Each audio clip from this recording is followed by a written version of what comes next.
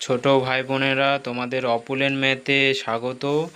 আজ আমি তোমাদের ক্লাস 5-এর সেকেন্ড ইউনিট টেস্ট বাংলার সাজেশন দিয়ে দিলাম। তোমরা এই সাজেশন থেকে অবশ্যই করো, তোমাদের কমন অবশ্যই আসবে। তো প্রশ্নগুলো দেখে নাও। একের দাগের যে কোশ্চেনটি আছে, সঠিক উত্তরটি বেছে নিয়ে বাক্যটি আবার লেখো। এখানে যে কোনো 4টি করতে হবে। তো এর মান রয়েছে 4। দেখো, একের দাগের একের কোশ্চেনটা হলো, চিলেকোঠা হলো কাঠের ঘর, তেতালার ঘর, ছাদের ওপর সিঁড়ির ঘর। যেটা সঠিক উত্তর হবে সেটিকে বেছে নিয়ে লিখবে। তারপরে দেখো, দুয়েরটা, যখন ঝড় ওঠে তখন আকাশ থাকে কালো, লাল, নীল। তিনেরটা দেখো, লিভিংস্টন ছিলেন ইতালি, ইংল্যান্ড, স্কটল্যান্ড দেশের মানুষ। চারেরটা দেখো, মায়াতরু কবিতার কবি হলেন অশোক বিজয় রাহা, রবীন্দ্রনাথ ঠাকুর, সুকান্ত ভট্টাচার্য।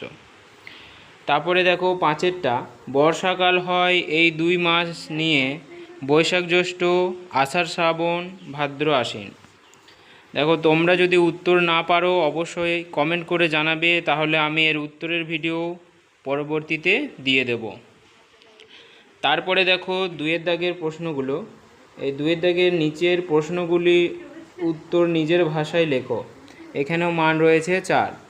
দেখো, 2-এর দাগের একেরটা, কোন কোন গাছ তুমি দেখেছো যাদের কাঁটা আছে। তারপরে 2-এরটা হচ্ছে, 2টি পাহাড়ি নদীর নাম লেখো। 3-এরটা দেখো, বালক রবীন্দ্রনাথের প্রধান ছুটির দেশ কী ছিল। এবং 4-এরটা দেখো, মৌমাছিকে ভুল পথে চালিত করার মন্ত্র কে জানত। তারপর দেখো, 3-এরটা, নিচের প্রশ্নগুলির উত্তর দাও, যে কোনো একটি করতে হবে। এখানে মান রয়েছে 3। 3-এর দাগের একেরটা হচ্ছে, কবির কাছে মাঠ বলতে যা বোঝায় তার যে কোনো 3টি ভাবনা কবিতা থেকে বুঝে নিয়ে লেখো। 3-এর দাগের 2-এরটা দেখো, অনাবৃষ্টির ফলে মানুষ, পশু পাখি, গাছপালার অবস্থা কেমন হয়েছিল। এবং 4-এরটা দেখো, যে এলোমেলো বর্ণগুলিকে সাজিয়ে শব্দ তৈরি করো। এখানে যে কোনো 2টি করতে হবে। দেখো, এখানে দেওয়া রয়েছে 4-এর দাগের একেরটা, এখানে সব এলোমেলোভাবে দেওয়া রয়েছে, তো তোমরা এগুলো করবে। 5-এর দাগে দেখো, নিচের প্রশ্নগুলি উত্তর দাও। এখানে প্রশ্নমান রয়েছে 2। 5-এর দাগের একের দেখে নাও, শব্দ কাকে বলে উদাহরণ দাও।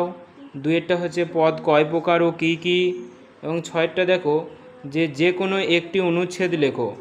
গাছ আমাদের বন্ধু এবং পিতা মাতার প্রতি কর্তব্য। তো তোমরা এই সাজেশন যদি অবশ্যই ভালো লাগে, তোমরা অবশ্যই লাইক, কমেন্ট, শেয়ার করো, আর প্রচুর পরিমাণে বন্ধুদের মধ্যে শেয়ার করো। আর যদি ফেসবুক পেজ থেকে দেখে থাকো তাহলে অবশ্যই পেজটিকে ফলো করে রেখো।